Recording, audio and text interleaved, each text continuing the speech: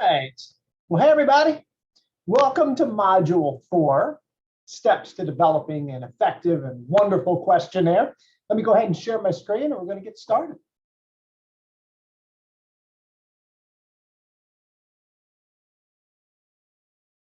All right. Well, first of all, thanks so much for clicking on this and watching this video. And then, of course, taking the comprehension check at the end there to make sure we were all paying attention. I think you're going to enjoy it and do very well on it.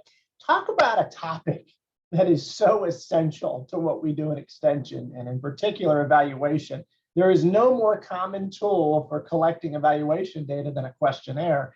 And what we want to leave you with today is hopefully a sense of confidence to say, you know what?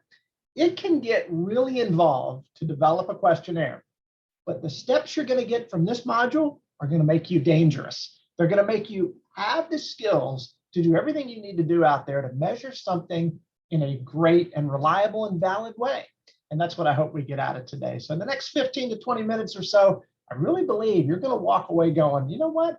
I can either develop a new questionnaire from scratch, or I can take an existing questionnaire, look at it, revamp it a little bit, and reuse it. So let's talk about steps to develop a questionnaire. And let's start with a take-home message. You know me, I always enjoy these. When the dust settles, what is it that we really want you to remember? And that is that when you develop a questionnaire, remember, it takes more than one pictures, to describe what we're going to call a landscape. You remember back in the old days when you used to take individual pictures, stitch them together to make a panoramic photo. Now we could just take our smartphone and spin around and make one. But more than one picture put together forms a landscape, that panoramic photo. It's going to be the same kind of message that you're going to hear today with regards to measuring people.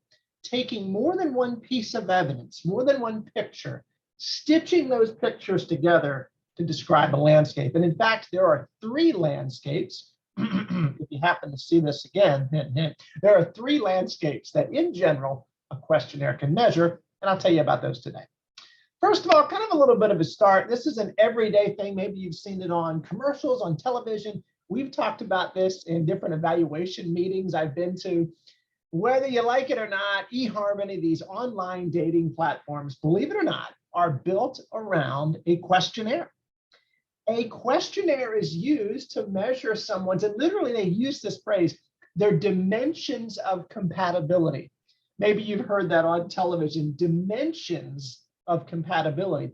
That word dimension is the word that we use when we're building questionnaires.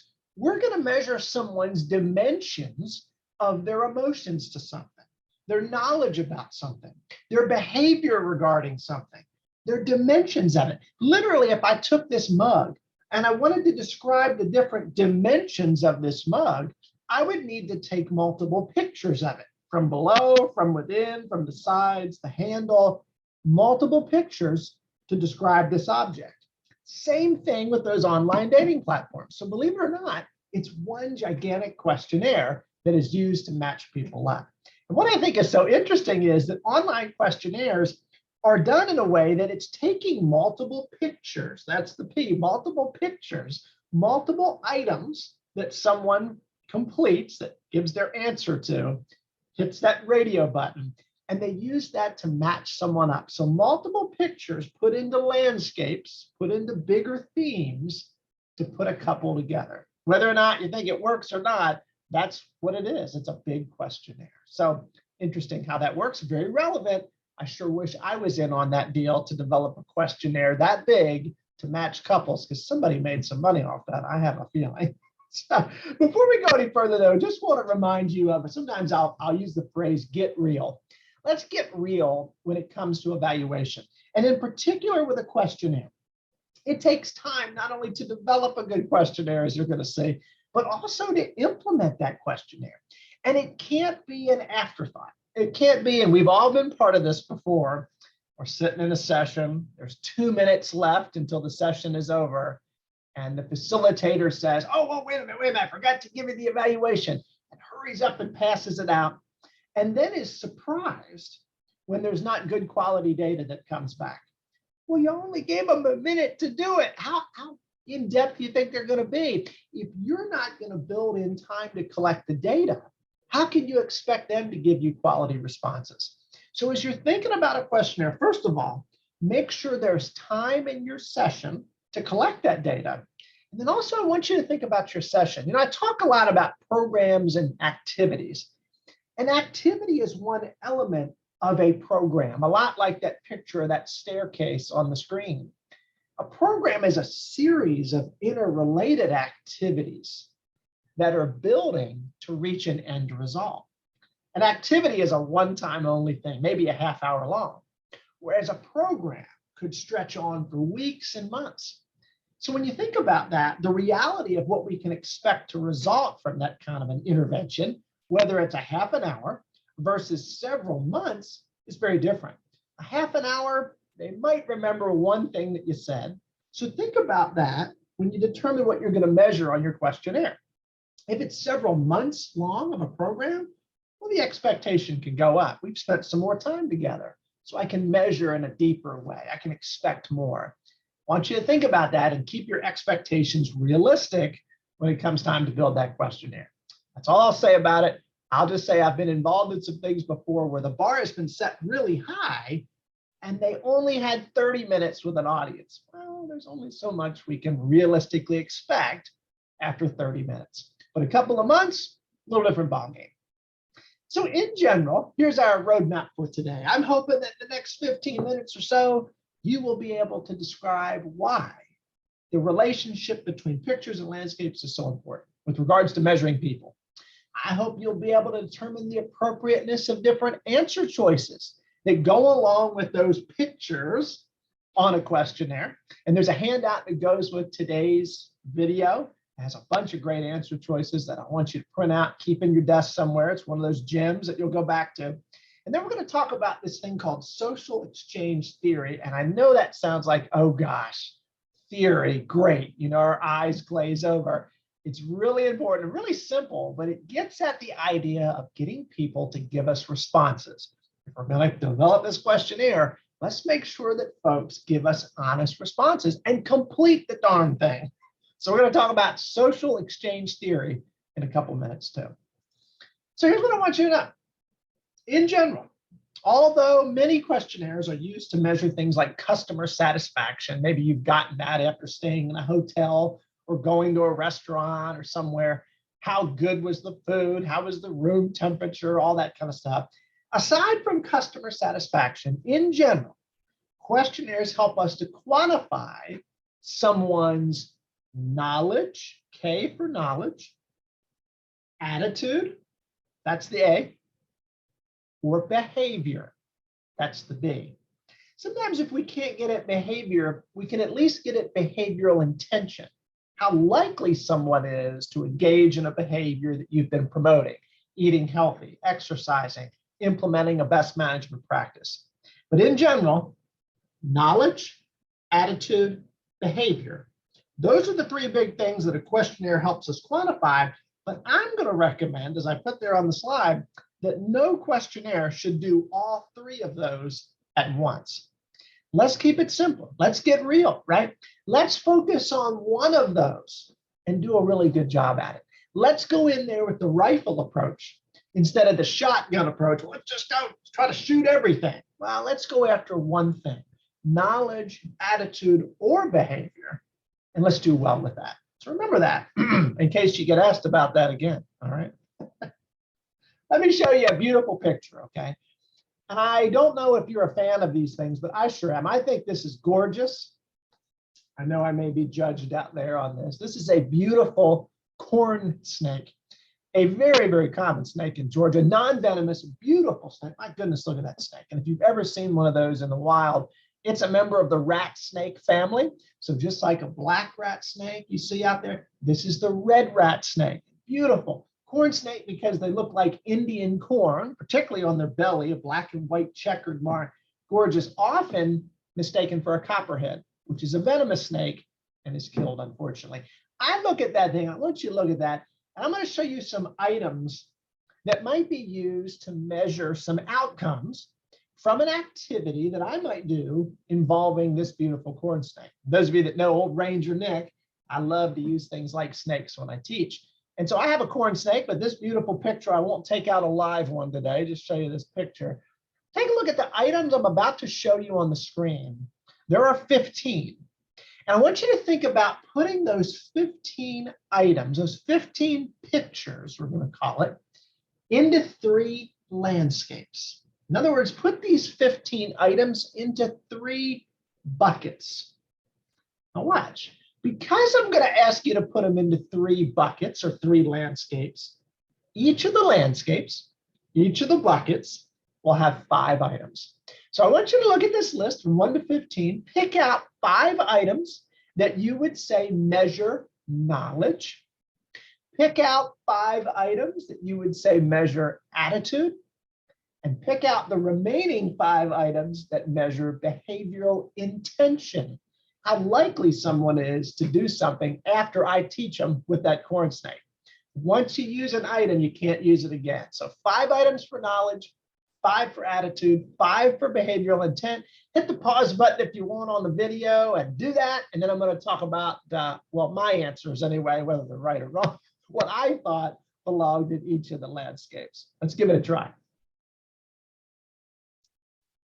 So if you hit the pause button there, fast forward it here in the magic video world. I want to talk about what I found for these items, these numbers. Okay, so take a look at them. I want to go over here and I want to write the numbers down for you so you can see. All right, let's put in here 2, 3, 6, 8, and 9. Just in case you're going, I want to know what the right answer. 2, 3, 6, 8, and 9. Let's flip back over and take a look at some of those with regards to knowledge, because I'm a little bit unsure about some of the 2, 3, 6, 8, 9. Okay, wait a minute. 2, snakes are reptiles. Okay, they are. Good. I mean, snakes are reptiles. That's a knowledge thing. Yes. 3, all snakes have fangs. All snakes don't have fangs. I mean, all snakes have teeth. They don't have fangs. They're not all venomous. So that's incorrect knowledge. But it still means it's a knowledge item, right? Because if someone responded to that item, well, I don't know, in a way like true, false. If they said true, all snakes have fangs, and I was the teacher of that session, I would say, oh man, I didn't do a very good job teaching that. I need to go back and revisit that and see how that data can drive decisions about our teaching. So that's a knowledge item. 2, 3, 6, 8, 9 are knowledge items. Even though it may be incorrect knowledge, an idea of true, false, an idea of yes, no becomes the answer choice. And did you notice not only about those 5 knowledge items, but all the items, they're not questions at all, are they? They're statements, they're items, and they're presented. And then we're talking about now putting an answer choice with them. True, false for the knowledge ones. Let's take a look at the attitude ones. I'll type out the numbers for you, the answer key I have here on my Post-it note, and then we're going to talk about them. So the attitude items, let's see if you're right here. We have 1, 5, 11, 12, and 14. Those are the ones that we believe, well, those are attitudes. Those are feelings regarding corn snakes or red rat snakes. Let's flip over and take a look at them together. 1, 5, 11, 12, 14. Take a look at, I mean, let's just pick out one. Let's pick out 5 for a second. Snakes have a unique look about them. That's one of those statements that what makes it an attitude, what makes it a feeling, is really one word. The word unique. For you, yeah, they're pretty unique. For me, they're really unique. Absolutely. That word unique is kind of one of those it depends kind of words. It's one of those charged words. And often when we're measuring attitudes, when we're measuring someone's feeling through a statement, we present a word like that and see what they do with it, see what they're going to respond. And in fact, we're going to talk in just a minute, what kind of answer choices might go with that statement. Talk about that in a minute. I think you might be already thinking about what we would present with that kind of a statement. But those are 5 statements that go along with attitude. Then the remaining process of elimination here, right? Behavioral intention, the longest statements of the whole bunch, if you looked at them, were 4, 7, 10, 13, and 15. Take a look at them. And look at these guys. These statements, these are the longest ones. They tend to be a little bit even more conversational. Look at the way, just look at number 13. Thanks to this session, I am blank likely to attend another presentation to learn more about snakes. Can you envision in your mind what type of answer choice might be used there in terms of a likelihood kind of a thing? So you see, all of these guys are statements. We're going to present answer choices with them. And one of the things that's in particular so wise to do is when you do present an answer choice, you use all the same answer choices for all the items in your landscape. Clear my throat again, just in case somebody asks you on the comprehensive check, using the same answer choices in a series of items, is that good or not good? Well, that's a great thing, because now we can put all those items together. We can put the apples and the apples together. It's really hard to put a strongly disagree to strongly agree answer choice with a not at all likely to extremely likely answer choice. Hard to put those together. But I can put items together. I can put pictures into landscapes, in other words, if they have the same answer choice. And when the items have the same answer choice, think about it for your participant.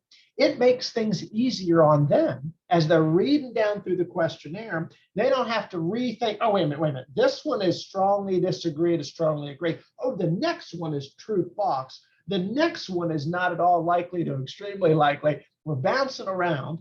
It's taking a more mental energy. And the more energy they expel, the more frustrated they might get with this thing. And the more likely it is that that questionnaire goes in the recycling bin, or they click out of that Qualtrics questionnaire. I ain't got time for this. And they move on. Let's make it easy on them. Let's use the same answer choice. And look at these 5 items, these 5 statements that are on the screen that we're measuring attitude about those corn snakes. I want you to look at the handout that went along with this session. In fact, I'll stop sharing for a second and show you that handout. Come on over here and show you. Let's take a look at it together. There's the birds going off there. Here we go. Let's show you this for a second, okay? Watch. Take a look at this. Here's that great handout I was just telling you about. This is the one that's so important in terms of determining answer choices. You might look at this for the attitude landscape, the one that we're looking at now, and scroll down on this handout and just take a look at some of the options you have here.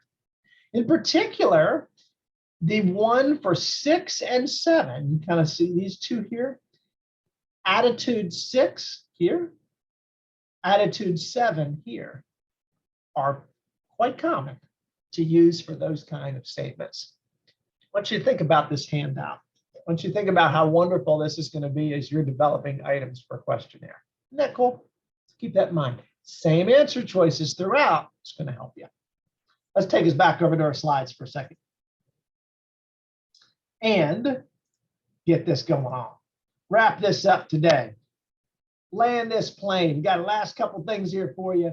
So the attitude landscape and attitude 6 or 7 off of our sheet might be a really good thing to use for these items. All the same answer choice.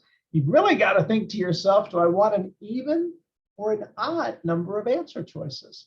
And that's one of those calls that you'll have to make.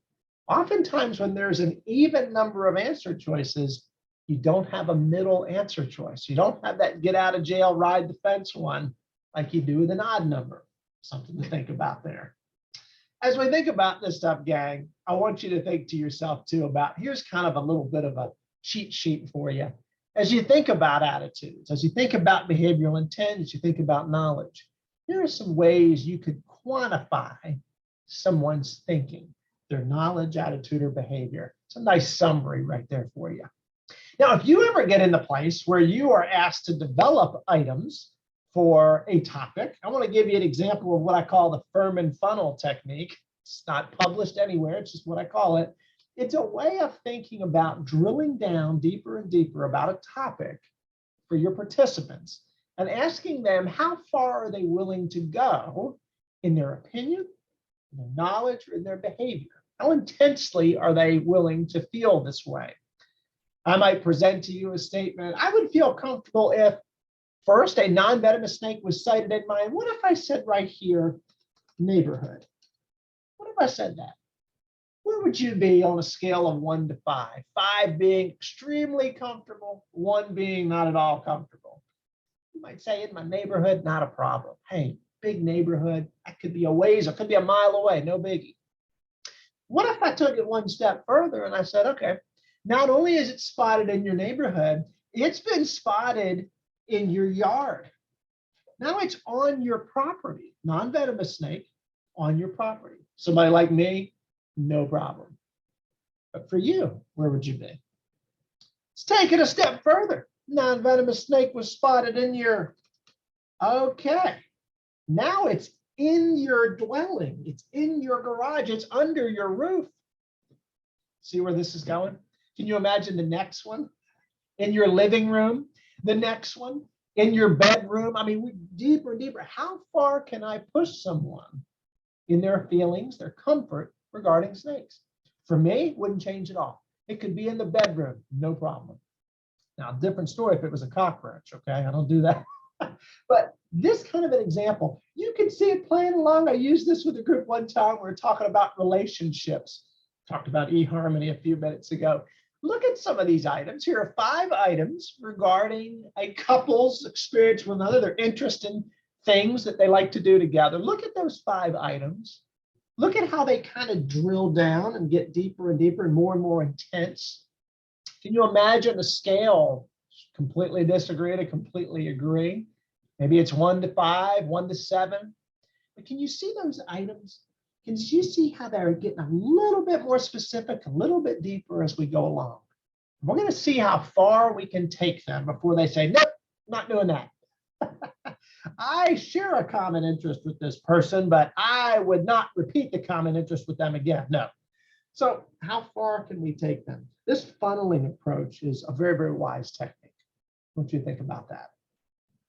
All this stuff being said, I want to end today with social exchange theory. There's that word theory that makes folks a little bit nervous when they hear it, but social exchange theory is this give and take, this exchange between you, the questionnaire developer, and this participant who's giving you information about themselves. We want to make them feel valued.